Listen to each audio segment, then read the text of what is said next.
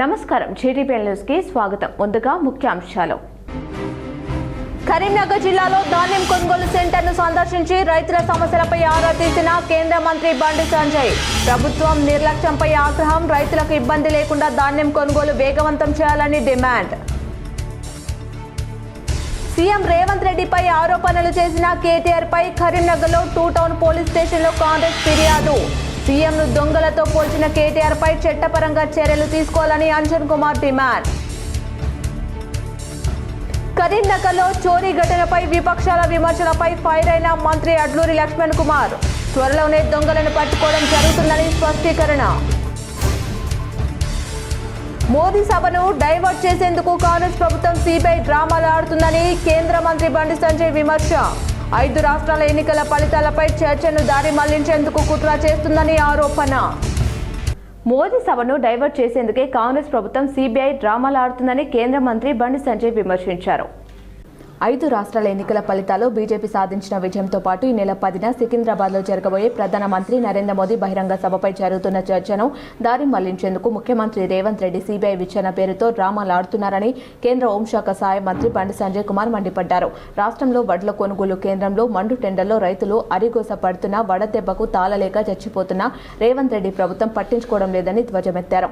5 రాష్ట్రాల ఫలితాలను డైవర్ట్ చేసేందుకు సిబిఐ డ్రామాలు ఆడుతున్నారని విమర్శించారు. రేవంత్ రెడ్డి కేసీఆర్ను అరెస్ట్ చేయడం చేత కాదని ఒప్పుకుంటారా అని ప్రశ్నించారు. అదే విషయాన్ని కేంద్రానికి రాసి లేఖలో చెప్పాలని సూచించారు. రేవంత్ రెడ్డికి చేత కాదని ఒప్పుకొని కేంద్రానికి లేఖ రాస్తే సిబిఐ విచారణపై కేంద్రం స్పందిస్తుందని స్పష్టం చేశారు. విద్యుత్ కొనుగోలు అక్రమాలపై ఎంక్వైరీ కమిషన్ నివేదిక ఇచ్చి 1.5 దాటినా ఎందుకు చర్యలు తీసుకోలేదని ప్రశ్నించారు. కేసీఆర్ను అరెస్ట్ చేసే దమ్ము లేక కేసీఆర్తో ఇన్నాళ్లు బేరసారాలాడారా? బేరసారాలు చెడిపోయి యాయి కాబట్టే కేంద్రానికి లేఖ రాస్తున్నారా అని ప్రశ్నించారు. మా భుజంపై తుపాకీ పెట్టి కేసీఆర్ను కాల్చాలనుకుంటున్నారని నిలదీశారు. ఈ నెల 10వ తారీఖున నరేంద్ర మోడీ అరెస్తున్నారు. నరేంద్ర మోడీ అరెస్టినాక వీళ్ళకి ఇబ్బంది ఉంటుంది. ఈ ప్రభుత్వం పుట్టగతుండయి తెలంగాణ రాష్ట్రంలో బీజేపీ ఒక వాతావరణ నిర్మాణం కాబోతున్నది. అస్సాం నుంచి ఆ కాషాయం గాలి వెస్ట్ బెంగాల్ నుంచి తెలంగాణకు 10వ తారీఖు రాబోతున్నది. ఈ కాషాయపు తుఫాను తట్టుకోలేక కేంద్ర ప్రభుత్వం ధాన్యానికి మద్దతు ధర ప్రకటించినప్పటికీ కొనుగోలు చేయకపోవడం రైతులను మోసం చేయడమే అవుతుందని రాష్ట్ర డిప్యూటీ సీఎం బట్టి విక్రమార్క విమర్శించారు. రాష్ట్ర మంత్రులు పొన్నం ప్రభాకర్, శ్రీధర్ బాబు, తుమ్మల నాగేశ్వరరావు, ప్రభుత్వ విప్ ఆది శ్రీనివాస్తో కలిసి సిరిసిల్ల నియోజకవర్గంలోని గంభీరావుపేటలో డిప్యూటీ సీఎం బట్టి విక్రమార్క పర్యటించారు. కాంగ్రెస్ సీనియర్ నేత మాజీ ఎమ్మెల్యే మృత్యుంజయం తోట బయోస్టార్టమ్ టెక్నాలజీస్ ఆధ్వర్యంలో కంప్రెస్డ్ బయోగ్యాస్ ప్లాంట్ కు భూమి పూజ చేశారు. సిరిసిల్ల, వేములవాడ నియోజకవర్గాలకు 3311 సబ్స్టేషన్ నిర్మాణానికి శంకుస్థాపన చేశారు. KG2 PG విద్యపై అధికారులతో సమీక్షించారు. ఈ సందర్భంగా జరిగిన సభలో డిప్యూటీ సీఎం బట్టి మాట్లాడుతూ కేంద్రం ఇప్పటి వరకు రాష్ట్రంలో ఏ ప్రాజెక్టుకు జాతీయ హోదా ఇవ్వలేదని విమర్శించారు. కంప్రెస్డ్ బయోగ్యాస్ ప్లాంట్ లో గడ్డి ద్వారా గ్యాస్ ఉత్పత్తి చేసి ఆదాయం పొందవచ్చని తెలిపారు. ఎక్కువ కాలం రైతులకు ఆదాయం వచ్చే విధంగా బయోగ్యాస్ ప్లాంట్ ను ప్రారంభించడం జరుగుతుందని తెలిపారు. గ్రీన్ ఎనర్జీ కోసం ప్రపంచం మొత్తం ఆలోచన చేస్తుందన్నారు. ఎండిపోయిన వ్యర్థాలను కాల్చడం వల్ల పర్యావరణానికి హాని కలుగుతుందని, మనం సమాజానికి ఏ రకంగా ఆహారాన్ని అందిస్తున్నామో అదే రకంగా కాలుష్యం లేని ప్రకృతిని భవిష్యత్తుకు అందించాలని సూచించారు. పప్పు ధాన్యాలు, మిలెట్ల వంటి పంటల ద్వారా ఎక్కువ లాభాలు పొందవచ్చని తెలిపారు. వాటి కోసం ప్రభుత్వం రైతులకు సహకారం అందిస్తుందని తెలిపారు. కేంద్ర ప్రభుత్వం MSP ప్రకటించి రాష్ట్ర ప్రభుత్వం ధాన్యం కొనుగోలు చేశాక కేంద్రం కొనుగోలు చేయడం లేదని ఆరోపించారు. ప్రకటించిన MSP ప్రకారం కేంద్రం కొనుగోలు చేయడంలో వెనుకడుగు వేయవద్దని కోరుతున్నామన్నారు. కేంద్రం MSP ప్రకటిస్తూ మరోపక్క కొనుగోలు చేయకపోవడం రైతులను మోసం చేయడమే అవుతుందని విమర్శించారు. కరీంనగర్లో జ్యువెలరీ షాప్లో భారీ చోరీ ఘటనలో పోలీసుల నిర్లక్ష్యం, ప్రభుత్వ వైఫల్యం లేదని రాష్ట్ర మంత్రి అడ్లూరి లక్ష్మణ్ కుమార్ స్పష్టం చేశారు.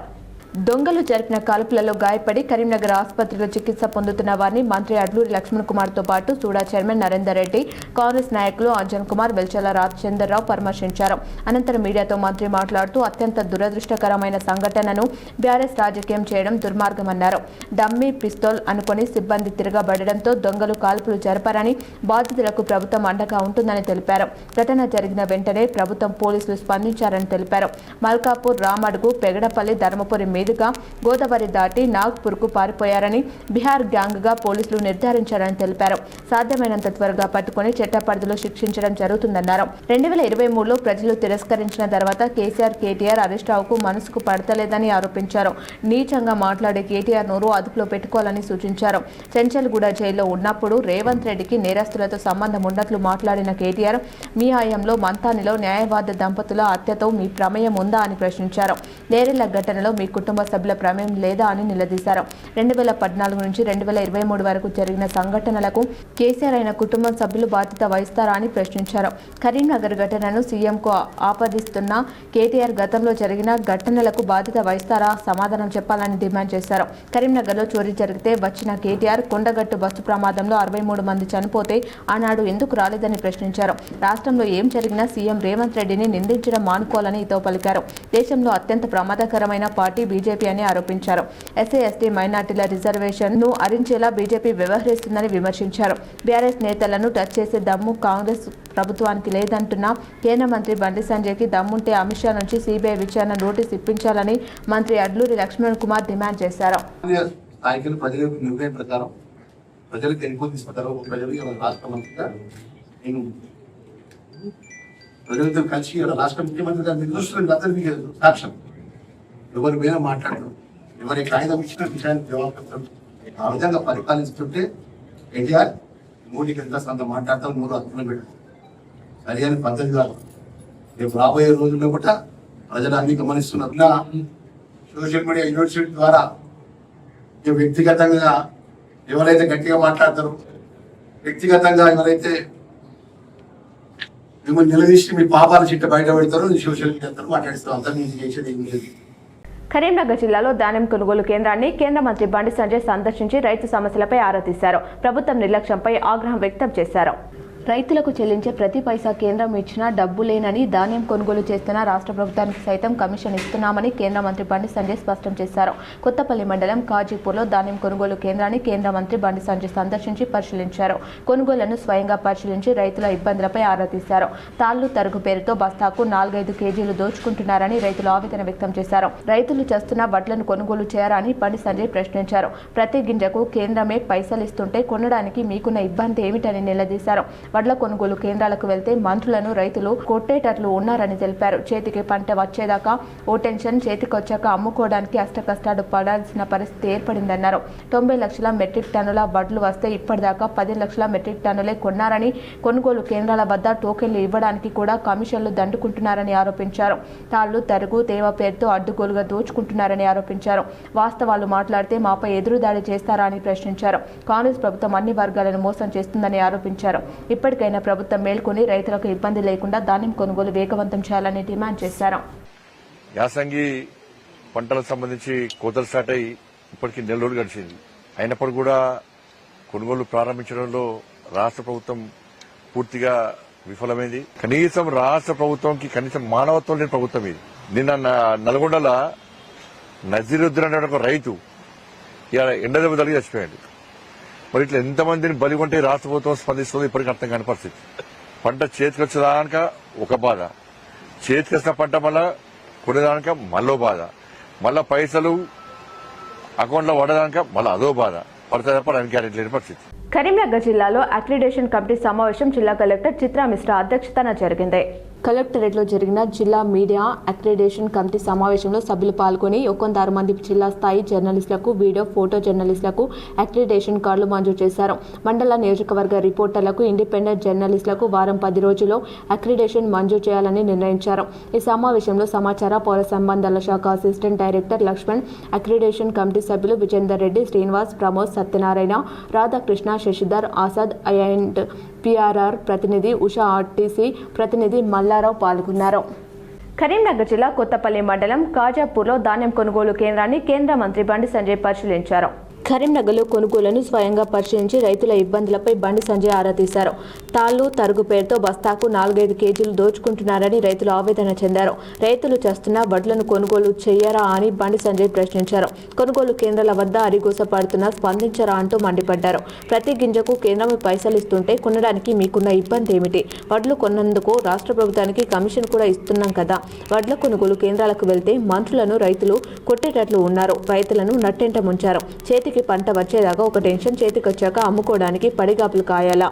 90 లక్షల మెట్రిక్ టన్నుల వడ్లు వస్తే ఇప్పటిదాకా 15 లక్షల మెట్రిక్ టన్నులే కొంటారా? కొనుగోలు కేంద్రాల వద్ద టోకెన్లు ఇవ్వడానికి కూడా కమిషన్లు దండుకుంటున్న దుర్మార్గులు అన్నారు.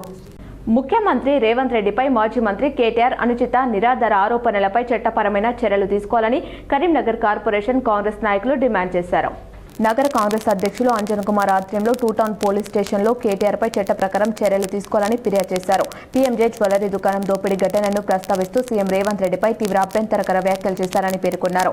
గతంలో చెంచలగూడ జైల్లో కొన్ని రోజులు ఉన్న ముఖ్యమంత్రి తన అనుచరులను పంపి కరీంనగర్లో దోపిడీ చేయించారని, ముఖ్యమంత్రిని బందిపోటు దొంగలతో పోలుస్తూ కేటీఆర్ బహిరంగంగా వ్యాఖ్యానించారని ఫిర్యాదులో తెలిపారు. భారతీయ న్యాయ సంహిత బిఎన్ఎస్ సెక్షన్లు 356, 353 ప్రకారం నేరమని స్పష్టం చేశారు. ఇది ప్రజల్లో సీఎం పట్ల, ప్రభుత్వం పట్ల, పోలీస్ వ్యవస్థ పట్ల అపనమ్మకం కలిగించే కుట్రపూరిత చర్య అని మండిపడ్డారు. రాజకీయ విమర్శలు చేయవచ్చు కానీ వ్యక్తిగతంగా దూషిస్తూ ఒక రాష్ట్ర ముఖ్యమంత్రి ప్రతిష్టకు భంగం కలిగించేలా అబద్ధపు ఆరోపణలు చేయడం సరికాదన్నారు. కేటీ రామారావుపై చట్ట ప్రకారం కేసు నమోదు చేసి విచారణ జరిపి తగిన చర్యలు తీసుకోవాలని పోలీసులను కోరినట్లు తెలిపారు. ఏదైతే నిన్న కేటీ రామారావు గారు గౌరవ ముఖ్యమంత్రి ప్రజానాయకుడు రేవంత్ రెడ్డి గారిపై అనుచితమైన వ్యాఖ్యలు చేసినటువంటి సందర్భంలో చెంచల్గూడ జైల్లో ఉన్నటువంటి బందిపోట్లతో సంబంధం ఉన్నదనే అబద్ధపు ఆరోపణ చేసిన సందర్భంగా ఈరోజు కేటీఆర్ మీద మా ఒక గౌరవ ముఖ్యమంత్రికి గౌరవాన్ని భంగం కలిగించిండు కాబట్టి వారి మీద చట్టపరంగా చర్య తీసుకోవాలని కరీంనగర్ పట్టణ 2 టౌన్ పోలీస్ స్టేషన్లో ఫిర్యాదు చేయడం జరిగింది. నిజంగా కూడా పచ్చకామీలు వచ్చినోనికి లోకమంతా పచ్చగా కనబడేటట్టు దోపిడీదారులకు దొంగల ఆలోచన తప్పించి జగిత్యాల కలెక్టరేట్లో శిశు సంక్షేమ శాఖ కార్యాలయంలో ఏసీపీ అధికారులు సోదాలు నిర్వహించారు. జగిత్యాల జిల్లా కలెక్టరేట్లో శిశు సంక్షేమ శాఖ కార్యాలయంలో ఏసీపీ సోదాలు కలకలం సృష్టించాయి. జిల్లా సంక్షేమ శాఖ అధికారి నరేష్ పై అవినీతి ఆరోపణల నేపథ్యంలో విచారణ జరిపినట్లు ఏసీపీ అధికారులు తెలిపారు. పలు కీలక రికార్డులు, ఫైళ్లను స్వాధీనం చేసుకుని ఏసీపీ అధికారులు క్షుణ్ణంగా పరిశీలించారు. ప్రభుత్వ పథకాల అమలులో అక్రమాలు జరిగాయని వచ్చిన ఆరోపణలతో సోదాలు నిర్వహించినట్లు ఏసీపీ అధికారులు ప్రకటించారు. కరీంనగర్ జ్యువెలరీ షాప్ చోరీ కేసులో పోలీస్ కీలక ఆధారాలను స్వాధీనం చేసుకున్నారు. కరీంనగర్ జ్యువెలరీ షాప్లో భారీ చోరీ కాల్పుల ఘటనలో పోలీసులకు కీలక ఆధారాలు లభించాయి. బీహార్ గ్యాంగ్ ఈ ఘటనకు పాల్పడినట్లు పోలీసులు నిర్ధారించారు. గ్యాంగ్లో పాత నేరస్తులు 2 ఉన్నట్లు ప్రాథమికంగా నిర్ధారించారు. ఎక్కి నిర్వహించి 2 బైక్లపై ఆదివారం ఉదయం 8:35 అతివేగంగా రామడ్గు మండలం రుద్రారం గ్రామం మీదుగా కరీంనగర్కు చేరినట్లు సీసీ కెమెరాలో రికార్డైంది. 11 గంటలకు చోరీకి పాల్పడి 11:12 షాప్ నుంచి పారిపోయిన దొంగలు 11:20 చింతకుంట వద్ద కెనాల్ రూట్లో వెళ్లినట్లు నిర్ధారణ అయింది. 11:35 రుద్రారం వద్ద ఓ ఇంటి ముందు ఉన్న సీసీ కెమెరాలో రికార్డైన ఆధారాలు పోలీసులకు లభించాయి. పెగడపల్లి ధర్మపురి మీదుగా గోదావరి నది దాటి మంచిర్యాల జిల్లాలోకి ఎంటైర్ నాగ్పూర్కు పారిపోయినట్లు తెలుస్తుంది. జ్యువెలరీ షాప్లో దొంగలు వదిలి వెళ్లిన బ్యాగ్పై ఐ లవ్ నదుర్బర్ అని ఉండడంతో పోలీసులు ఆరా తీయగా ఆ బ్యాగ్ మహారాష్ట్ర, గుజరాత్ సరిహద్దులోని నదుర్బార్ జిల్లాలో బ్యాగ్ తయారీ ఫ్యాక్టరీ ఉన్నట్లు గుర్తించారు. కీలక ఆధారాలు లభించడంతో చందానగర్ జ్యువెలరీ షాప్లో చోరీకి పాల్పడిన వారిలో కొందరు ఈ గ్యాంగ్లో ఉన్నట్లు పోలీసులు భావిస్తున్నారు. త్వరలోనే పట్టుకుంటామని ధీమాతో పోలీసులు ఉన్నారు. ధర్మపురి పుష్కర ఘాట్ సమీపంలో లభ్యమైన పల్సర్ బైక్ కరీంనగర్ నగల షోరూంలో దోపిడీకి పాల్పడిన మూటానే వాడి ఉంటుందని అనుమానిస్తున్నారు. చెట్ల సమీపంలో పడేసి వెళ్లిపోయి ఉంటారని స్పష్టమవుతుంది. ఈరోజు గుర్తించిన ఈ బైక్ నంబర్ తెలంగాణ రాష్ట్రానికి చెందినదిగా ఉండడంతో దోపిడీ మూట వాడింది కాదేమో అని భావిస్తున్నారు. అయితే బైక్ కు సంబంధించిన షాసిస్, ఇంజన్ నంబర్ల ఆధారంగా అది ఢిల్లీకి చెందినదిగా గుర్తించడంతో అది ఖచ్చితంగా దోపిడీ మూట వాడిందేనని భావిస్తున్నారు. నగల షోరూంలో దోపిడీ చేసిన మూట ముఠా సభ్యులు 5 తెలుపు నలుపు రంగు బైక్లపై పారిపోయారు. అయితే black colour bike Dharmapuri Pushkar Ghat వద్ద దొరకడంతో మరో బైక్ ఏమై ఉంటుందో తెలుసుకునే పనిలో పోలీసులు నిమగ్నమయ్యారు. ధర్మపురి వద్ద లభ్యమైన బైక్ నంబర్ TS09F G6876గా ఉంది. అయితే ఆ నంబర్ హైదరాబాద్లోని ఓ బెలోనా కారుకు సంబంధించినదిగా పోలీసులు విచారణలో తేలింది. దీంతో ఇంజిన్ షాసిస్ నంబర్లను సేకరించిన పోలీసులు ఆ నంబర్లతో కంపెనీ నుండి బయటకు వచ్చిన తర్వాత ఏ షోరూంలకు అలర్ట్ అయ్యాయి, అవి ఎవరు కొనుగోలు చేశారో అన్న వివరాలు సేకరిస్తున్నారు. ప్రాథమికంగా అందిన సమాచారం ప్రకారం అయితే బైక్ ఢిల్లీ షోరూం ద్వారా విక్రయించినట్టుగా గుర్తించారు. ఈ బైక్ను కొనుగోలు చేసింది ఎవరు, కరీంనగర్ నగల షోరూంలో దోపిడీకి పాల్పడిన మూటాకు ఏమైనా సంబంధం ఉందా అన్న వివరాలను సేకరిస్తున్నట్టు సమాచారం. అంతేకాకుండా ఢిల్లీలో బైక్ పోయినట్టుగా పోలీసులకు ఫిర్యాదు అందిందా, అది ఏ ప్రాంతంలో చోరీ అయింది అన్న వివరాలు సేకరించినట్లయితే దోపిడీ మూటాకు సంబంధించిన మరిన్ని ఆనవాళ్లు లభ్యమయ్యే అవకాశాలున్నాయని భావిస్తున్నారు. మరో బైక్ పై వెళ్లిన వారు జగిత్యాల జిల్లా బీర్పూర్ అటవీ ప్రాంతంలోని కొల్వాయి, తుంగూరు, కమ్మనూరు వైపునకు వెళ్లినట్టుగా అనుమానిస్తున్నారు. మరో బైక్ కూడా ఇదే ప్రాంతంలో పడేశారా లేక దానిని తీసుకెళ్లారా అన్న కోణంలో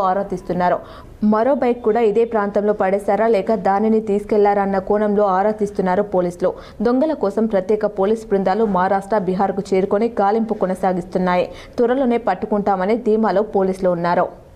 రైతులను ఇబ్బంది పెడితే ఊరుకోమని బీఆర్ఎస్ నేత మాజీ మంత్రి జీవన్ రెడ్డి హెచ్చరించారు.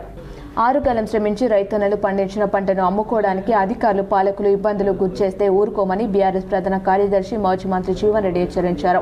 జగిత్యాలలో మాజీ ఎమ్మెల్యే సుంకె రవిశంకర్, జడ్పీ మాజీ చైర్మన్ దావ వసంత్తో కలిసి మీడియాతో మాట్లాడిన జీవన్ రెడ్డి రైతుల కోసం రాజకీయాలకు అతీతంగా ఆందోళన చేయడం జరిగిందని తెలిపారు. రైతులకు మద్దతుగా ధర్నాలో పాల్గొంటే జీర్ణించుకోలేక విమర్శిస్తున్నారని, రైతుల కోసం ఎన్ని విమర్శలైనా భరించేందుకు సిద్ధంగా ఉన్నామని తెలిపారు. రైతులు రోడ్డెక్కడానికి కారణం అధికార యంత్రాంగం, అధికార పార్టీ మంత్రులు, ఎమ్మెల్యేలేనని ఆరోపించారు. ఉన్నది ఉన్నట్లు మాట్లాడితే ఎందుకు ఉలిక్కి పడుతున్నారని ప్రశ్నించారు. జీవన్ రెడ్డి ఎప్పుడు మాట్లాడినా ప్రజల పక్షాన మాట్లాడతారని ప్రశ్నించే గొంతుక అని స్పష్టం చేశారు. రేవంత్ రెడ్డి ప్రభుత్వం ప్రజలను వచిస్తుంటే ప్రశ్నించే గొంతుకగా బీఆర్ఎస్ పార్టీలో చేరానని తెలిపారు. రాష్ట్రంలో కొనసాగుతున్నది ప్రజాపాలన కాదు, ప్రజలను వచించే పాలన అని విమర్శించారు. రేవంత్ రెడ్డి చేస్తున్న ప్రజలను వచించే పాలనను సమర్థించలేక అధికార పార్టీని వదులుకొని ప్రజల పక్షాన నిలబడ్డానని తెలిపారు. గుర్తుగానే ఆనాడైనా ప్రజల పక్షం నిలబడి పోరాటం చేసిన సమస్యల పరిష్కారం పాటుపడ్డా ఇవాళ కూడా అదే చేస్తుందని చెప్పంటున్నాను. ఇవాళ ఏదైతుందో మీరు ఆ ధాన్యం సేకరణ ఆలోచన చేయండి అంటూ సేకరణ ఆలోచన చేయండి. దాని గురించి ఆలోచన చేయకుంటే ఏదైతుందో మమ్మల్ని ఆడిపోసుకుంటే ఆ రవిశంకర్ గారు ఏమనడం లేక నన్ను ఏమనడం అంటే సమస్య పరిష్కారం అయితే అదే. నేను ధర్నా చూస్తే మొత్తం రాష్ట్రం గమనించిండ్రు. ఆడబిడ్డలే అంటున్న ఆడబిడ్డలు. మేము కేవలం సంఘీభావం తెలపడానికి పోయినాం అక్కడికి. ఇవాళ మొత్తం కొడిమేల మండలంలో 27 సెంటర్లు ఉంటే 4 సెంటర్లు మాత్రం ధాన్యం సేకరణ ఆరంభింపబడ్డది. జగిత్యాల జిల్లాలోని గణపతి ఆలయంలో సంకష్టహర చతుర్దశి వేడుకలు ఘనంగా నిర్వహించారు. జగిత్యాల జిల్లా ధర్మపురి శ్రీ హేరాంబ గణపతి ఆలయంలో ఈరోజు అంగారక సంకష్టహర చతుర్దశి సందర్భంగా పూజలు అత్యంత ఘనంగా నిర్వహించారు. భక్తుల గోత్ర నామాలతో సంకల్ప పూజలు అనంతరం గణపతి విగ్రహానికి పంచామృతాలతో, పంచోపనిషత్తులతో, వేద పండితుల వేద మంత్రోచ్చరణల మధ్య అభిషేకం శాస్త్రోక్తంగా నిర్వహించారు. అలంకరణ, అష్టోత్తర శతనామార్చనుడు, నానావిధ ఫలములు నివేదన గావించి మంగళారతి, కర్పూర ఆరతి సమర్పించారు. పూజా కార్యక్రమాల అనంతరం భక్తులకు వేద ఆశీర్వచనం, తీర్థ ప్రసాదాల వితరణ గావించారు. భక్తులు పెద్ద సంఖ్యలో పాల్గొన్నారు. ఆలయ ప్రాంగణం భక్తుల గణపతి భజన కీర్తనలతో ఆధ్యాత్మిక శోభను సంతరించుకుంది. రాజన్న సిరిసిల్ల జిల్లాలో డిప్యూటీ సీఎం పర్యటన సందర్భంగా త్రుటిలో ప్రమాదం తప్పింది. రాజన్న సిరిసిల్ల జిల్లా గంభీరావుపేటలో డిప్యూటీ సీఎం బట్టి విక్రమార్కతో పాటు 3 మంత్రుల పర్యటన సందర్భంగా త్రుటిలో పెను ప్రమాదం తప్పింది. డిప్యూటీ సీఎంతో పాటు రాష్ట్ర మంత్రులు శ్రీధర్ బాబు, పొన్నం ప్రభాకర్, తుమ్మల నాగేశ్వరరావు రాక సందర్భంగా ఏర్పాటు చేసిన టెంట్లు గాలి దుమారానికి కూలిపోయాయి. బయోస్టాటమ్ గ్యాస్ ప్లాంట్ వద్ద గాలికి కూలిన టెంట్లతో పూజ చేసే విగ్రహాలు పడిపోయాయి. టెంట్ లేచిపోకుండా అర్చకులు పట్టుకున్నారు. డిప్యూటీ సీఎం బట్టి మంత్రులు రావడానికి కొద్ది నిమిషాల ముందు ఈ ఘటన చోటు చేసుకుంది. వెంటనే స్థానికులు అప్రమత్తం కావడంతో ప్రమాదం తప్పింది. వార్తలు ముగించే ముందు మరోసారి ముఖ్యాంశాలు. కరీంనగర్ జిల్లాలో ధాన్యం కొనుగోలు సెంటర్ను సందర్శించి రైతుల సమస్యలపై ఆరా తీసిన కేంద్ర మంత్రి బండి సంజయ్. ప్రభుత్వం నిర్లక్ష్యంపై ఆగ్రహం, రైతులకు ఇబ్బంది లేకుండా ధాన్యం కొనుగోలు వేగవంతం చేయాలని డిమాండ్. సీఎం రేవంత్ రెడ్డిపై ఆరోపణలు చేసిన కేటీఆర్ పై కరీంనగర్లో 2 టౌన్ పోలీస్ స్టేషన్లో కాంగ్రెస్ ఫిర్యాదు. సీఎంను దొంగలతో పోల్చిన కేటీఆర్ పై చట్టపరంగా చర్యలు తీసుకోవాలని అంజన్ కుమార్ డిమాండ్. కరీంనగర్లో చోరీ ఘటనపై విపక్షాల విమర్శలపై ఫైర్ అయిన మంత్రి అడ్లూరి లక్ష్మణ్ కుమార్. త్వరలోనే దొంగలను పట్టుకోవడం జరుగుతుందని స్పష్టీకరణ. మోదీ సభను డైవర్ట్ చేసేందుకు కాంగ్రెస్ ప్రభుత్వం సిబిఐ డ్రామాలు ఆడుతుందని కేంద్ర మంత్రి బండి సంజయ్ విమర్శ. 5 రాష్ట్రాల ఎన్నికల ఫలితాలపై చర్చను దారి మళ్లించేందుకు కుట్ర చేస్తుందని ఆరోపణ. ఈ వార్తలు ఇంతటితో సమాప్తం. తిరిగి ప్రసారమయ్యే వార్తలు మళ్ళీ కలుద్దాం. చూస్తూనే ఉండండి మీ JTPL.